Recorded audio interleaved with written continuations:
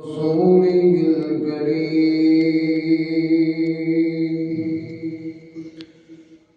أما بعد فأعوذ بالله من الشيطان الرجيم بسم الله الرحمن الرحيم ولقد نصركم الله ببدر وأنتم أذلة فاتقوا الله لعلكم تشكرون أعوذ بالله صدق الله العظيم إن الله وملائكته يصلون على النبي يا أيها الذين آمنوا صلوا عليه وسلموا تسليما مل کے آواز سے بلند پڑھیے الصلاۃ والسلام عليك يا رسول الله وعلى آلك وصحبك يا رحمة للعالمين اعلیٰ حضرت امام اہل سنت بڑے خوبصورت انداز میں کہتے ہیں وہ سویلا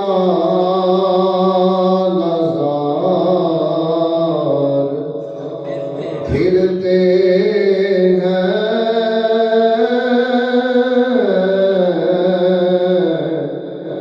تیرے دن میں بہار پھرتے ہیں تیرے دن بہار پھرتے لاکھوں قدسی ہے کام خدمت کر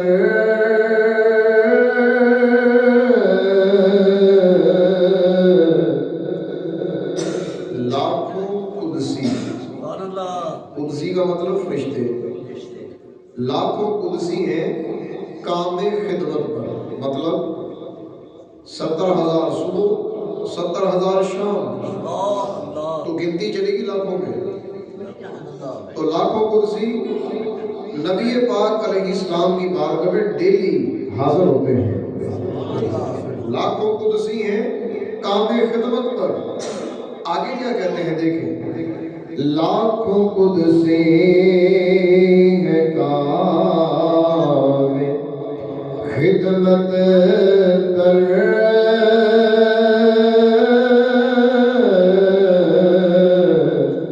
لاکھوں گردے مزار پھرتے ہیں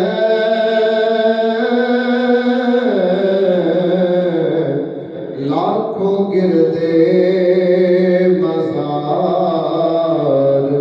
پھرتے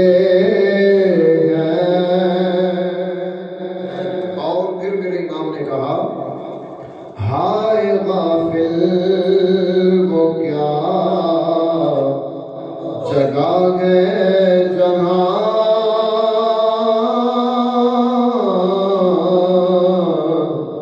ہائے غافل وہ کیا جگہ ہے جہاں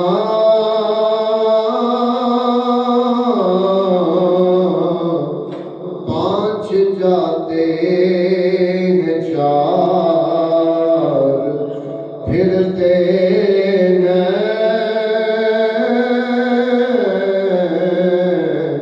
پانچ جاتے ہیں چار پھرتے ہیں کہتے ہیں دنیا والوں سمجھو کیا بات ہے ہائے غافل وہ کیا جگہ ہے، ذرا قبر کو بھی یاد کر لیا کرو کہ قبر کے اندر بندہ اکیلا ہی ہوتا ہے، لے کر جانے والے چار، ایک چارپائی کے اوپر 5 ہو گئے، 5 جاتے ہیں، 4 پھرتے ہیں، ایک ادھر ہی رہ گیا، 4 واپس آ گئے۔ تو کہتے ہیں ذرا قبر کا بھی تصور کر لیا کرو، 5 جاتے ہیں، 4 پھرتے ہیں۔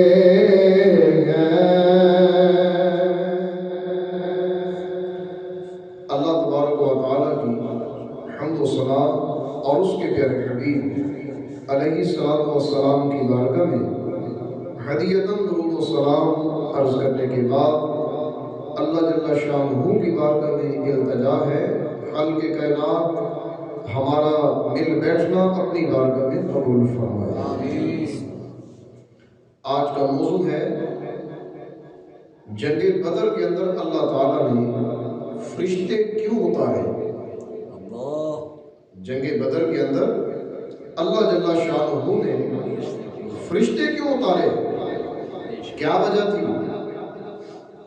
تو اس کے اوپر قرآن پاک کے اندر بڑا لاجواب، بے مثل و بے مثال اللہ تعالیٰ نے انداز عطا کیا ہے، اور اس مقام سے شان مصطفیٰ کا بھی پتہ چل جاتا ہے کہ میرے آقا کی عظمت کتنی ہے۔ ورنہ آسمان سے فرشتوں کو نازل کرنا یہ کسی انسان کی اوقات نہیں ہے، یہ کسی بندے کا کام نہیں ہے، یا فرشتے آسمان سے بندوں کے کہنے پر نہیں آتے، بلکہ اللہ جس کو اذن دیتا ہے اس کے کہنے سے فرشتے بھی نازل ہوتے ہیں، اور وہ صرف میرے آقا کی ذات ہے، حضور کی ذات ہے کہ جن کے کہنے پر آسمان سے اللہ فرشتے بھی نازل کر دیتا ہے۔ نبی پاک سے پہلے ایک نبی آئے، حضرت عیسیٰ علیہ السلام، اور ان کے ساتھیوں کا ذکر اللہ تعالیٰ نے سورہ یاسین میں کیا، ان کے ساتھیوں کا ذکر، ان کے ماننے والوں کا ذکر۔ جیسے سورہ یاسین کے اندر اللہ فرماتا ہے قِیلَ ادْخُلِ الْجَنَّةَ قَالَ يَا لَیْتَ قَوْمِی یَعْلَمُونَ بِمَا غَفَرَ لِی رَبِّی وَجَعَلَنِی مِنَ الْمُکْرَمِینَ۔ فرمایا حبیب نجار، یہ حضرت عیسیٰ علیہ السلام کے امتی ہیں، حبیب نجار، تو یہ آئے اپنی بستی کے پاس، لیکن بستی والوں نے آپ کو درخت کے اوپر الٹا لٹکا کر زخم لگائے، تیر، نیزے اور برچھیوں کے، اور اتنے زخم لگا کہ وہ خوش ہوئے کہ شاید ہم نے یہ بتا مار دیا۔ اور اللہ تعالیٰ نے قرآن کے اندر الفاظ ارشاد فرمائے کہ اس وقت حبیب نجار یہ کہہ رہے تھے کہ مجھے تو غیب سے آواز آ رہی ہے، قیل ادخل الجنہ، سبحان اللہ، حبیب نجار جا جنت میں داخل ہو جا۔ قیل ادخل الجنہ قال یا لیت قومی یعلمون۔ سبحان اللہ، آپ فرماتے ہیں کاش میری قوم کو پتہ لگ جاتا کہ اللہ نے مجھے ان زخموں کے اندر بھی کتنا مزہ عطا کیا ہے، کہ میں نے یہ زخم کھائے ہیں صرف دین عیسیٰ کی خاطر، اور اللہ نے مجھے اس کا بدلہ کیا دیا، جنت۔ اور پھر میرے رب نے وَجَعَلَنِي مِنَ الْمُکْرَمِینَ، اللہ نے مجھے بخش بھی دیا اور مجھے عزت والوں میں شامل بھی کر دیا۔ کتنا پیارا انداز ہے ایک عیسیٰ علیہ السلام کے امتی کا۔ جب اتنی زیادہ شدت کی تکلیف ان کو دی گئی تو اللہ تبارک و تعالیٰ نے جلال فرمایا آئندہ ہم اس کے بعد آسمان سے کوئی فرشتہ نازل نہیں کریں گے، وما أنزلنا على قومه من بعده من جند من السماء وما كنا منزلين. فرمایا اس کے بعد ہم کسی قوم پر فرشتے نازل نہیں کریں گے. وما كنا منزلين، ہم اس کے بعد کوئی فرشتہ نہیں اتاریں گے. وجہ کوئی نبی نہیں آئے گا، تو جب نبی نہیں آئے گا تو فرشتہ بھی نہیں آئے گا.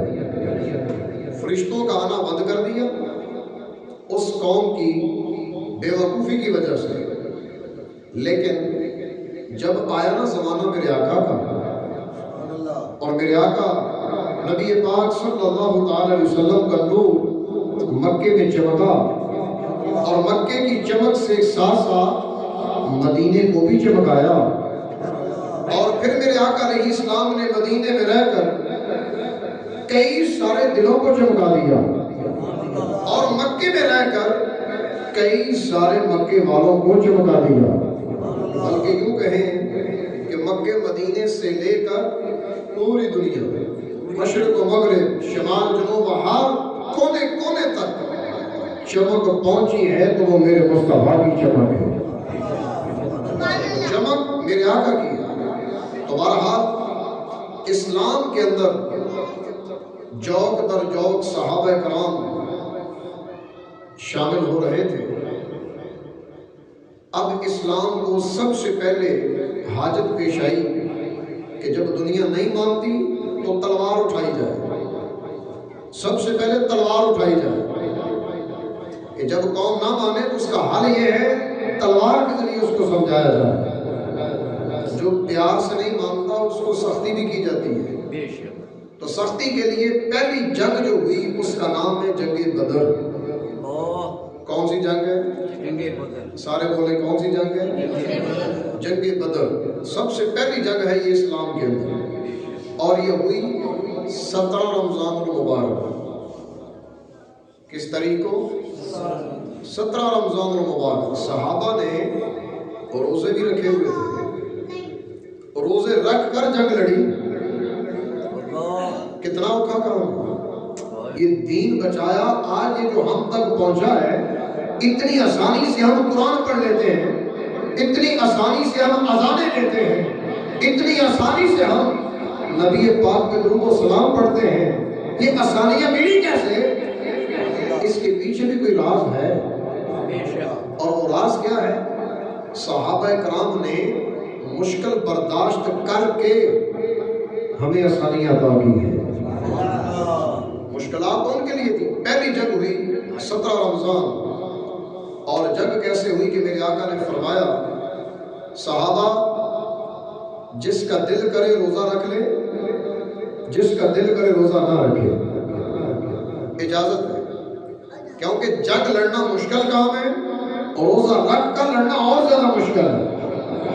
لیکن اب آگے تمہاری مرضی، جو رہ جائیں بعد میں پورے ہو جائیں گے.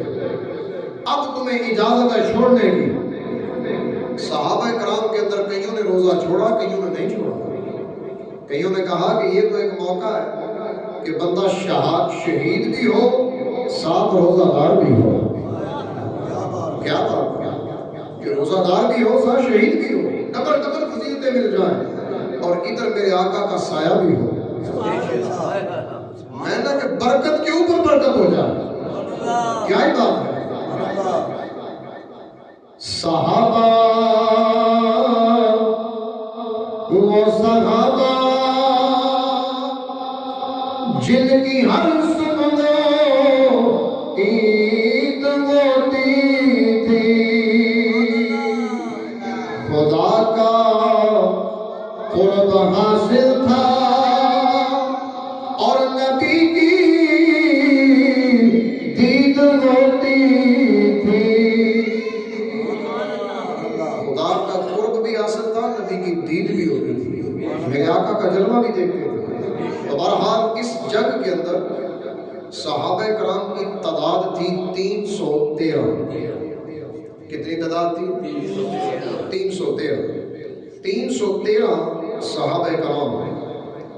جنگ بدر کے اندر، اور ادھر کفار تھے 1000۔ کفار کتنے تھے؟ 1000۔ ڈبل بھی نہیں، ٹرپل تھے آگے دشمن۔ اور ظاہری بات ہے کہ جب اتنے زیادہ کفار ہوں اور ان کے ساتھ مقابلہ کرنا ذرا بظاہر مشکل نظر آتا ہے۔ اور بدر کا کنواں ہے مکے اور مدینے کے درمیان رستے میں۔ بدر کا ایک کنواں ہے، ایک میدان ہے، وہاں ایک کنواں ہے، اس کا نام ہے بدر۔ وہ کنواں ایک بنایا تھا بدر نامی آدمی نے، ایک بندے کا نام تھا بدر جس نے کنواں بنایا، اور اس کے نام کے ساتھ اس کنویں کا نام رکھ دیا گیا بدر۔ اور جو وہ جگہ ہے اس کو کہتے ہیں بدر کا میدان۔ اس جگہ پر جا کر یہ جنگ لڑی گئی، 313 صحابہ کرام اور ادھر 1000 کے خبیث، اتنے زیادہ خباثاء۔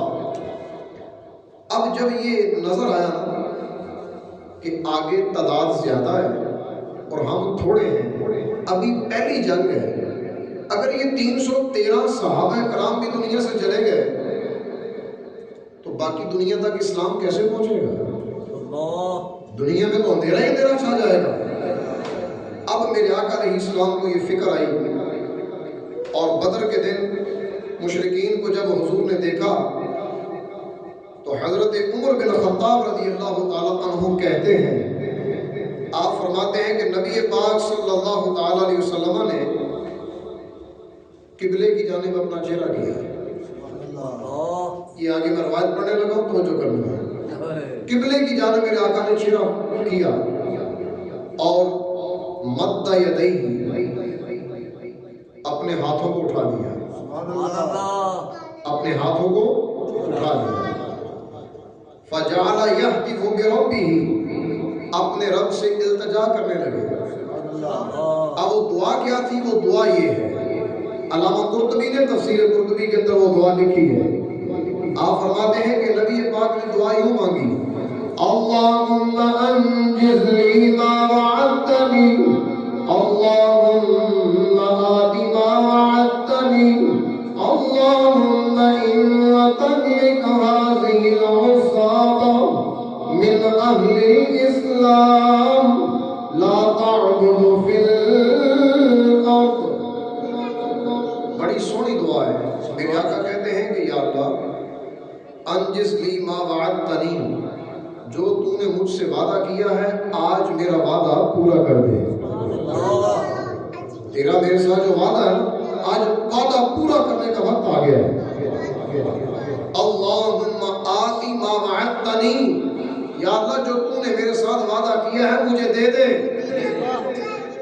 اللہم ان تہلک ہذہ العصابہ، یا اللہ اگر یہ چھوٹا سا اسلام کا لشکر اگر یہ بھی ہلاک ہو گیا تو فرمایا لا تعبد فی الارض، آنے والی زندگی کے اندر زمین کے اندر کوئی بھی تیری عبادت نہیں کرے گا۔ تو کون کرے گا عبادت؟ یا اللہ اس لشکر کو سلامت رکھنا۔ مطلب یہ ہے کہ یا اللہ میرے ان صحابہ کو سلامت رکھنا، ان کو ہلاک نہیں ہونے دینا، جو تو نے میرے ساتھ وعدہ کیا ہے آج وعدہ پورا کر دے۔ تو اللہ تبارک و تعالیٰ نے وہ وعدہ پھر پورا کیا۔ اب میں سورہ انفال پڑھتا ہوں۔ سورہ انفال کی آیت نمبر ہے 9۔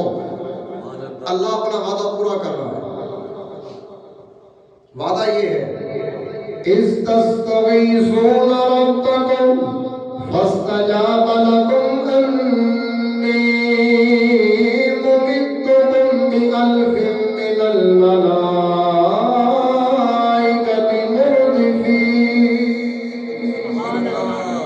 یہ ہے وعدہ، اِذْ تَسْتَغِیثُونَ رَبَّکُمْ، جب تم اپنے رب سے مانگ رہے تھے، استغاثہ کر رہے تھے، فریاد کر رہے تھے، فاستجاب لکم، تو پیارے حبیب اللہ نے آپ کی فریاد کو سن لیا۔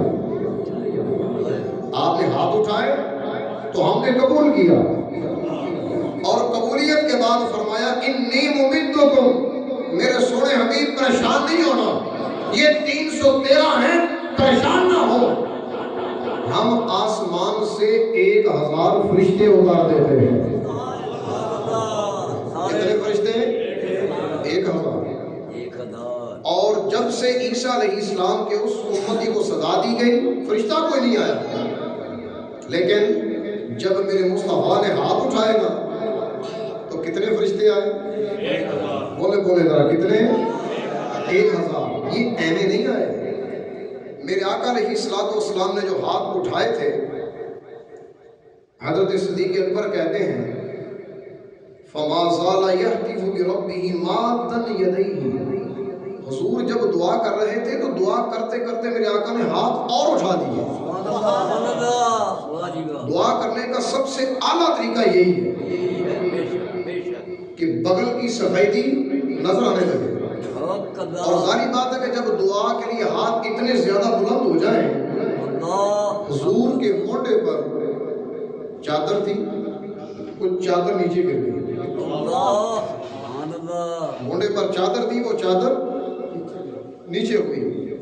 صدیق اکبر پاس کھڑے تھے، تو آگے لکھا ہے کہ صدیق اکبر رضی اللہ تعالیٰ عنہ فَأَتَاهُ أَبُو بَکر فَأَخَذَ رِدَاءَهُ فَأَلْقَاهُ عَلَى مَنْكِبَيْهِ، صدیق اکبر آگے آئے، سرکار کی چادر مبارک کو پکڑا اور حضور کے کندھے پہ رکھ دیا۔ اتنا کہہ لو کہ سواری کر دی، سیدھی کر دی، چادر نیچے آ گئی، اور یوں والی حالت صدیق اکبر نے دیکھی کہ آج میرے آقا کے دل کے اندر بہت زیادہ غم ہے، آج غم والی کیفیت ہے، دیکھی نہیں گئی۔ صدیق اکبر کا دل بڑا نرم ہے تو دیکھا نہ گیا۔ کہتے ہیں ثم التزمہ من ورائہ، پیچھے سے جفا مار لیا، سرکار کو پیچھے سے یوں کر کے لپٹ گئے، اور لپٹ کر کہتے ہیں یا رسول اللہ، تسلی دینے کے لگے، حضور پریشان نہ ہو، یا نبی اللہ کفاک مناشدتک ربک فإنہ سینجز لک ما وعدک۔ یہ حضرت صدیق اکبر کے لفظ ہیں۔ صدیق اکبر رضی اللہ تعالیٰ کہنے لگے یا نبی اللہ، اے اللہ کے پیارے نبی، میرے سونے نبی، میرا نظریہ یہ ہے، میرا دل یہ کہتا ہے کہ جو آپ ابھی مانگ رہے ہیں نا، ابھی ٹینشن نہ لیں، فوراً ہی اللہ آپ کی دعا کو قبول فرمائے گا۔ تسلی رکھیں، ابھی اللہ آپ کے وعدے کو پورا کرے گا۔ صدیق اکبر رضی اللہ تعالیٰ عنہ یہ کب کہہ رہے تھے؟ پیچھے سے پکڑا ہوا تھا اور حضور کو تسلی دے رہے ہیں۔ قربان جائیں صدیق اکبر کی اداؤں پر کہ حضور جب پریشان ہوتے تھے تو صدیق اکبر زیادہ پریشان ہو جاتے، حضور کی پریشانی دیکھی نہ جاتی تو حضور کو تسلیاں بھی صدیق اکبر ہی دیتے۔ یار ہو تو ایسا ہونا چاہیے۔ وہ کسی شاعر نے بڑے کمال کی بات کی ہے نا صدیق اکبر کی شان میں، صدیق یار غار دی کہ کوئی تمنا سی، صدیق یار غار دی کہ کوئی تمنا سی، یار نال یار دا مزار ہونا چاہیے گا، یار نال یار دا مزار ہونا چاہیے گا، اللہ دے حبیب نال پیار ہونا چاہیے گا، اللہ دے حبیب نال۔ تو یہ صدیق اکبر کے پیار کا انداز ہے، پیچھے سے پکڑا ہوا ہے اور کہتے ہیں حضور پریشان نہ ہو، آپ کے ساتھ جو اللہ نے وعدہ کیا ہے وہ وعدہ پورا ہو جائے گا۔ اب دیکھیں صدیق اکبر کا یہ انداز ہے اور یہاں تسلی دے رہے ہیں، اور ادھر سے رب تعالیٰ نے 1000 فرشتے اتار بھی دیے.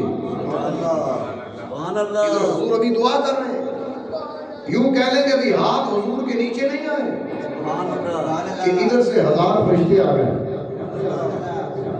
اور وہ فرشتے دیکھے کس نے؟ کیونکہ فرشتوں کو عام بندہ نہیں دیکھ سکتا. بے شک. فرشتوں کو دیکھا علی المرتضیٰ نے.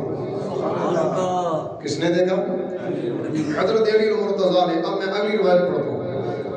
حضرت علی رضی اللہ تعالیٰ عنہ ایک دن لوگوں کو خطبہ دے رہے تھے اور کہنے لگے دنیا والوں ذرا کان کھول کے سنو. جنگ بدر کے میدان میں جب حضور نے دعا کی تو دعا کی برکت یہ ظاہر ہوئی کہ میں کنویں کے اندر گیا پانی لینے کے لیے, کنویں سے پانی لینے کے لیے, اور وہاں میں نے دیکھا کہ بڑی شدت کی ہوا چلی. بڑی شدت کی ہوا چلی, تیز ہوا آئی, اچانک رک گئی. پھر میں نے توجہ نہیں دی کہ ہوا آئی ہے بس ایسے ہی ہوگی.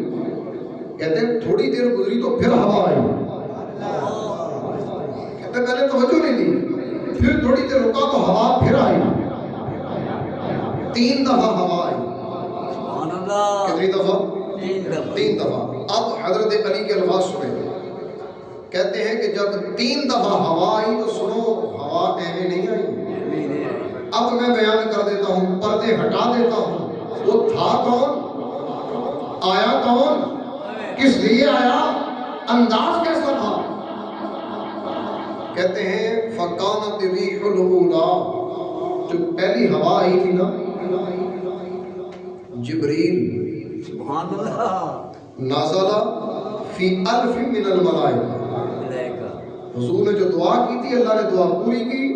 جبریل 1000 فرشتے لے کر زمین پر اترا. وہ جو ہوا کی شدت آئی تھی وہ فرشتوں کی ٹولیاں تھیں. 1000 فرشتے صفے باندھ کر کھڑے ہو گئے. یا رسول اللہ ہم آ گئے. 313 نہیں, اب 1313 ہے. ادھر تو خالی 1000 ہے, ادھر 1313 ہے. یا رسول اللہ پریشان نہ ہو, رب تعالیٰ نے آپ کی خدمت کا آج ہمیں بھی موقع عطا کر دیا. جو نوری ہوتے ہیں نا ان کے خادم بھی نوری ہوتے ہیں. بے شک بے شک. جو خود نوری ہیں ان کے خادمین بھی مجاہدین بھی نوری. کیا بات ہے. اور سورہ انفال کے اندر 1000 کا ذکر کر دیا.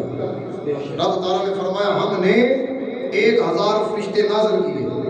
فرمایا انی ممدکم بألف من الملائکۃ مردفین. فرمایا میں بھیجوں گا 1000 فرشتے. اب 1000 فرشتے زمین پر آ گئے. حضرت علی فرماتے ہیں وہ جو دوسری ہوا آئی تھی دوسری دفعہ, کہنے لگے کانت الريح الثانیہ میکائیل. تو جو دوسری بار ہوا آئی تھی وہ میکائیل تھے. اللہ کے نورانی فرشتے میکائیل, اور ان کے ساتھ بھی 1000 کا لشکر تھا. اور وہ کہاں کھڑے ہوئے؟ ان یمینی, حضور کی دائیں طرف. انہوں نے صفیں بنائی سرکار کی دائیں طرف, اور کہتے ہیں کہ صدیق اکبر بھی دائیں طرف تھے. حضرت علی فرمانے لگے کہ صدیق اکبر بھی دائیں طرف, اور حضرت میکائیل 1000 کی صفیں دائیں طرف لے کر آ گئے. کہتے ہیں وہ جو تیسرے نمبر پر ہوا آئی تھی وہ تھے حضرت اسرافیل. اسرافیل جن کے ہاتھ میں رب تعالیٰ نے سور عطا کیا ہے. قیامت والے دن اس پہ پھونکیں گے قیامت آ جائے گی. لیکن آج کیا ڈیوٹی لگ گئی کہ میدان جہاد میں پہنچ جاؤ. میدان جہاد کے اندر حضرت اسرافیل حضرت علی کرم اللہ تعالیٰ وجہ الکریم فرمانے لگے 1000 لے کر آئے. کتنے فرشتے ہو گئے؟ 3000. بلند آواز سے بولے کتنے ہو گئے؟ 3000. 1000 کا ذکر ہے سورہ انفال کے اندر, اور 3000 کا ذکر ہے سورہ آل عمران کے اندر. 3000 کا ذکر کہاں ہے؟ سورہ آل عمران. اب پڑھتا ہوں میں سورہ آل عمران. سورہ آل عمران آیت نمبر 124. اللہ فرماتا ہے أَلَنْ يَكْفِيَكُمْ أَنْ يُمِدَّكُمْ رَبُّكُمْ بِثَلَاثَةِ آلَافٍ مِّنَ الْمَلَائِكَةِ مُنزَلِينَ. فرمایا پیارے حبیب، جب آپ کہہ رہے تھے اپنے صحابہ کو تمہیں کافی نہیں کہ تمہارے رب نے تمہیں 3000 فرشتے عطا کر دیے، تمہیں کافی نہیں؟ زیادہ ہی ہے؟ کافی نہیں ہے کہ 3000 فرشتے تمہیں عطا کر دیے؟ اب تم تسلی رکھو، ڈٹ کے مقابلہ کرو. 3000 فرشتوں کا ذکر یہاں آیت نمبر 124 میں. اور پھر حضرت علی رضی اللہ تعالیٰ عنہ کی یہ روایت پوری ہوئی. کہتے ہیں کہ میں اسرافیل 1000 لے کر بائیں طرف آئے تھے اور میں بھی حضور کی بائیں طرف ہی کھڑا تھا. میں بھی کہاں کھڑا تھا؟ بائیں طرف. اب بتائیے ذرا کیسا منظر تھا؟ دائیں طرف صدیق اکبر، بائیں طرف علی المرتضیٰ، دائیں طرف صدیق اکبر کے پیچھے کون ہے وہ؟ حضرت میکائیل. اور 1000 فرشتوں کی صفیں بنی ہیں. گویا کہ 1000 فرشتوں کے نگران ہیں میکائیل اور ان کے ذمہ دار ہیں صدیق اکبر. سائڈ صدیق اکبر کی ہے، فیض صدیق اکبر کا ہے. یہ فیض صدیقی لینے آئے تھے. اور جو بائیں طرف حضرت اسرافیل ہیں وہ فیض علی لینے آئے ہیں. اور ان سب کے اوپر فیض ہے میرے اور تیرے آقا مدینے والے مصطفیٰ. اعلیٰ حضرت امام اہل سنت بولے تو کہا غمزتوں کو رضا مزدیجے کے ہیں، غمزتوں کو رضا مزدیجے کے ہیں، بے قصوں کا سہارا ہمارا نبی، بے قصوں کا سہارا. مل کے کہہ دو بے قصوں کا سہارا ہمارا نبی.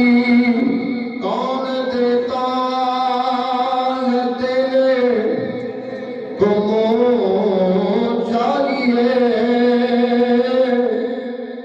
دینے والا نے سچا ہمارا نبی، دینے والا نے سچا.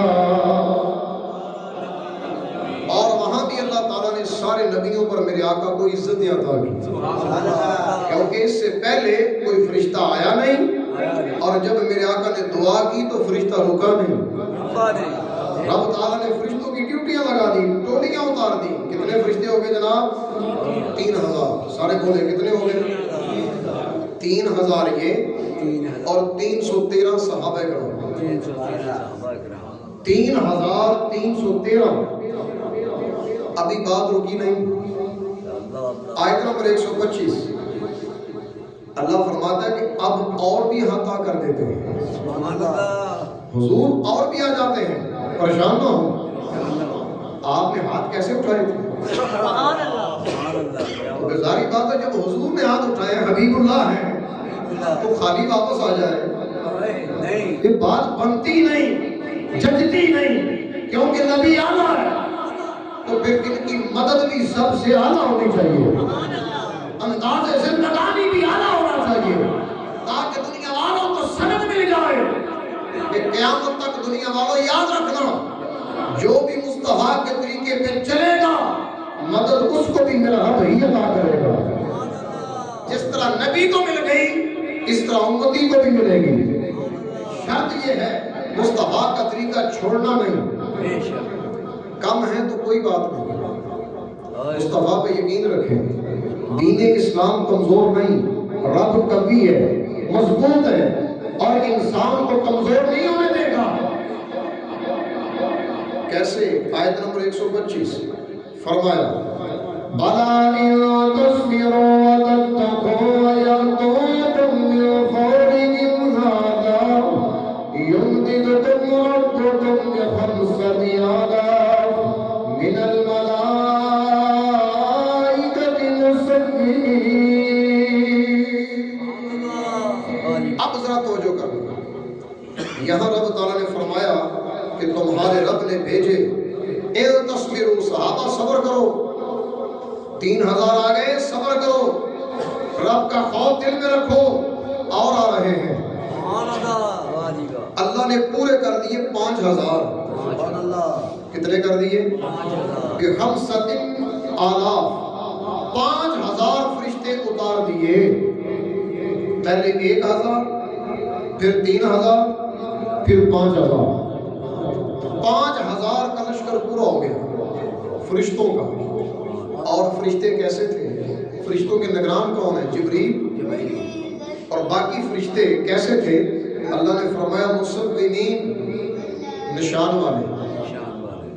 ان کا لباس کیسا تھا؟ سفید رنگ کا۔ فرشتوں کا لباس کیسا تھا؟ بولے بولے کیسا تھا؟ سفید۔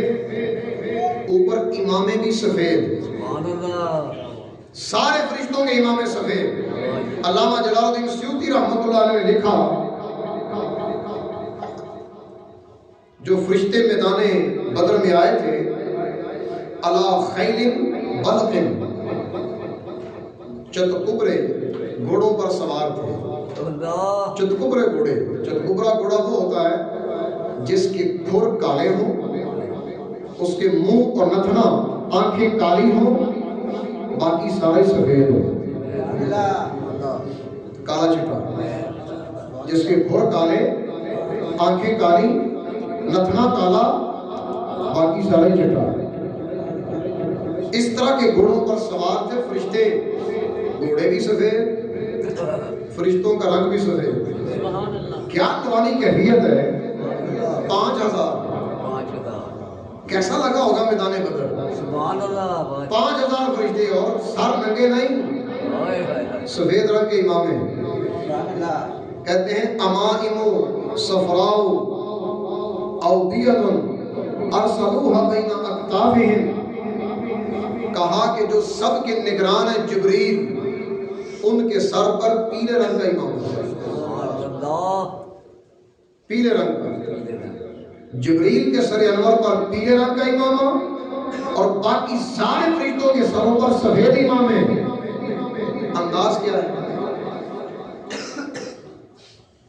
اس کو بولتے ہیں شملہ، امامے کا شملہ۔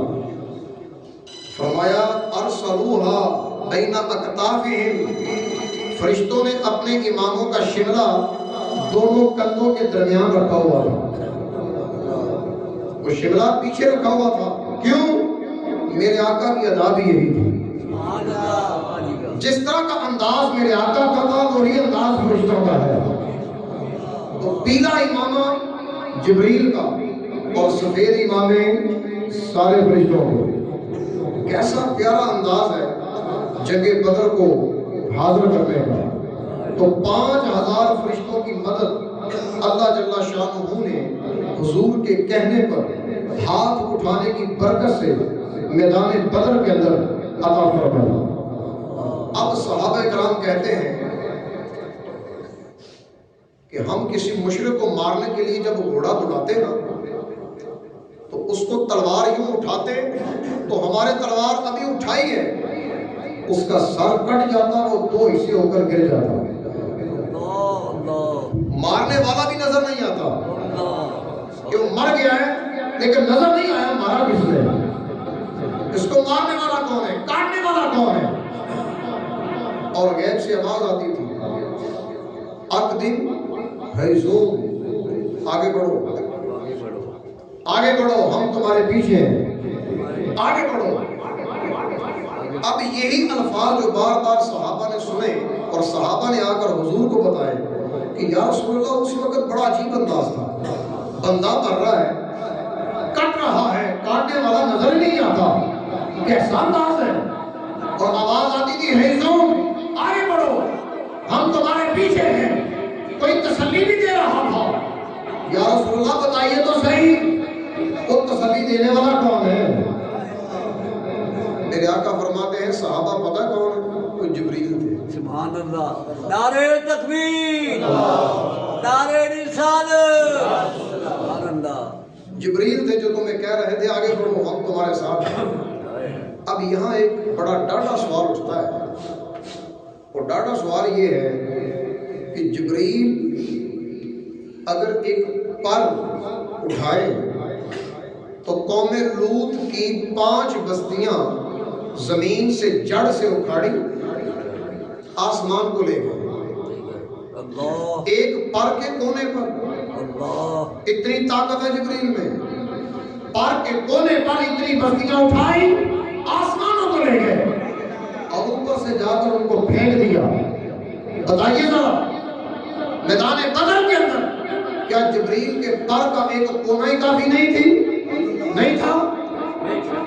ایک کونا ہی کافی تھا ان کو ہلاک کرنے کے لیے. تو 5000 کیوں آ گئے؟ جبریل کے ساتھ 5000 فرشتے کیا لینے آ گئے؟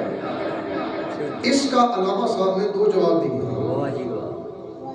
اس کے 2 جواب دیے علامہ قرطبی نے. پہلا جواب آپ فرماتے ہیں اس میں فائدہ یہ تھا لِتَسْکِینِ قُلُوبِ الْمُؤْمِنِينَ تاکہ صحابہ کے دلوں کو سکون آ جائے کہ ہمارے پیچھے کوئی ہے.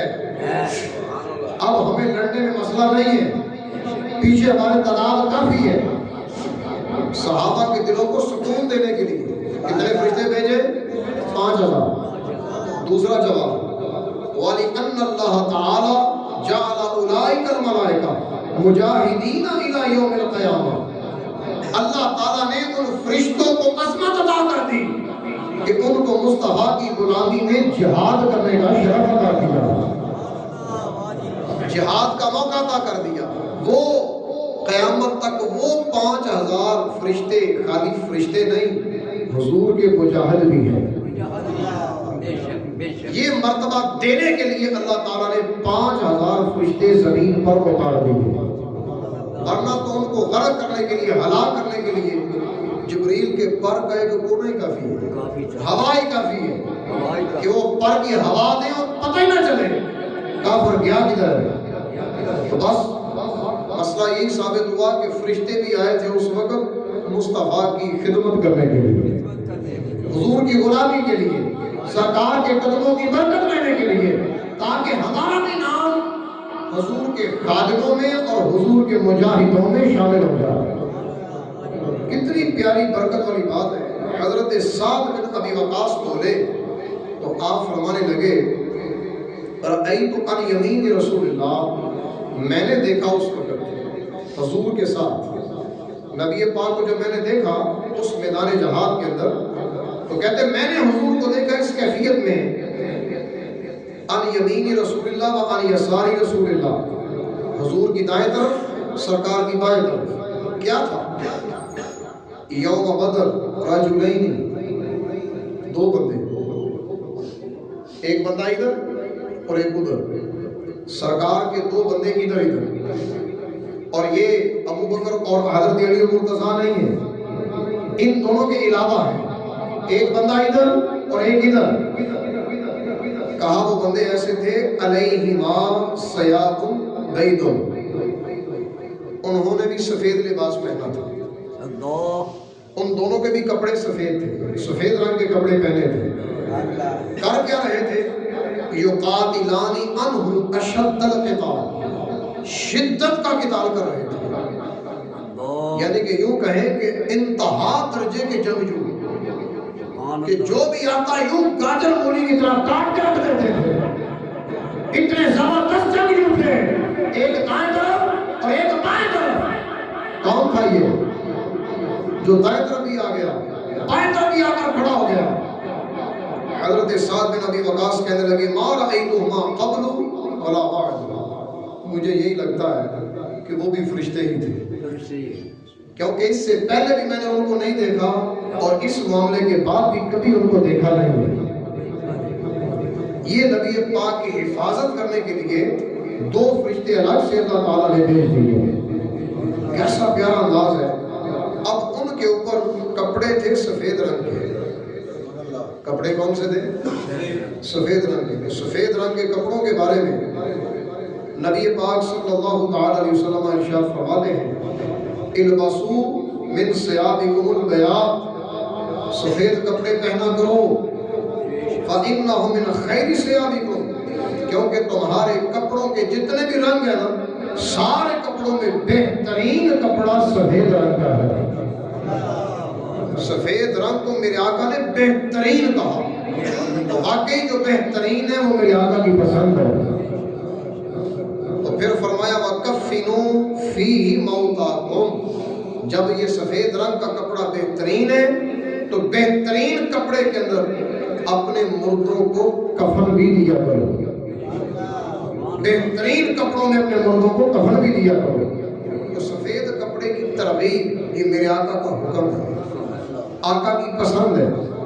اور امامے کے لحاظ سے علماء نے لکھا ہے، علامہ ربیع رحمۃ اللہ علیہ آپ لکھتے ہیں کہ وہ جو فرشتے آئے تھے ان کے سروں پر سفید رنگ کے امامے، دونوں کندھوں کے درمیان ان کے شملے لٹک رہے تھے اور ان کے جسم پر بھی سفید رنگ کا ہی لباس تھا. کیسا پیارا انداز ہے، اتنا سفید رنگ پسند ہے. اب نبی پاک صلی اللہ تعالی علیہ وسلم کا لباس کیسا تھا اس دن، اس کے بارے میں بھی علامہ صاحب نے لکھا وَلَبِسَ جُبَّةً رُمِّيَّةً مِّن صُوفٍ ضَيِّقَةِ الْكُمِّينَ، میرے آقا نے جو اس وقت جبہ پہنا تھا اون کا تھا، اون کا بنا ہوا رومی جبہ تھا وہ، جس کی آستین تنگ تھی. آستین تنگ تھی یعنی حضور کے جسم اطہر کے ساتھ برکتیں لے رہی تھی، تنگ تھی برکتیں لے رہی تھی. اب بتائیں ذرا کہ حضور کا جسم اطہر اتنا نورانی، اتنا خوبصورت لاجواب، اور اوپر سے اگر یہ آستین تنگ ہو نا، کھلی ہو تو وہ بھی اچھی لگتی ہے لیکن تنگ زیادہ اچھی لگتی ہے. تو میرے آقا علیہ السلام کی آستین تنگ تھی تو پھر حسن کا عالم کیا ہوگا؟ یعنی جنگ بدر کے دن میرے آقا کا حسن کیسا ہوگا؟ اس صورت کو میں جانا تھا، اس صورت کو میں جانا تھا، جانا تھا کہ جانے جانا تھا، سجا کا تیرے دل شانہ تھا، جس شان تو شانہ سب بڑھیا بولو سبحان اللہ، سبحان اللہ، مل کے کہو سبحان اللہ، سبحان اللہ، سبحان اللہ. ما اجملک ما احسنک ما اکملک، کتنے میرے علی، کتنے تیری صدا کہ مستاق کیا، کتنے جاڑیاں، سبحان اللہ، سبحان اللہ. تو یقیناً میرے آقا علیہ السلام کا اس وقت حسن اپنے جوبن پر تھا.